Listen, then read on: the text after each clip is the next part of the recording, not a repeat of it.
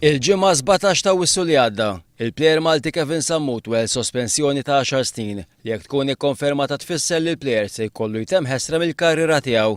Fi sqarrija rapportata fil-midja internazzjonali, il-Union tal-Plejers Professjonali qajmet mistoqsijiet kbar dwar dik li seħetilha bħala sentenza ħarxa ta' 10 snin fil-konfront tal-eks-plejer ta' Sligo Wanderers, Msida St. Joseph, Marsa Xlokk, Hamrun Spartans u Valletta.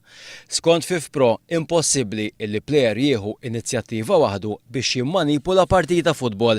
Tajt li l-plejer seta' kien suġġett ta' pressjoni fiżika u mentali minn terza persuna.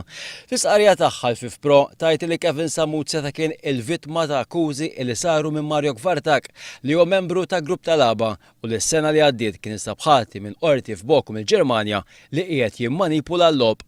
Il-Union Internazzjonali tal-Plejers f'sqarrija tagħha titfa' wkoll dubji dwar kemm Kevin Sammut seta' kien l-uniku persuna involut f'dan il-każ. Tajt li f'każijiet bħal dawn impossibbli illi jkun involut plejer waħdu.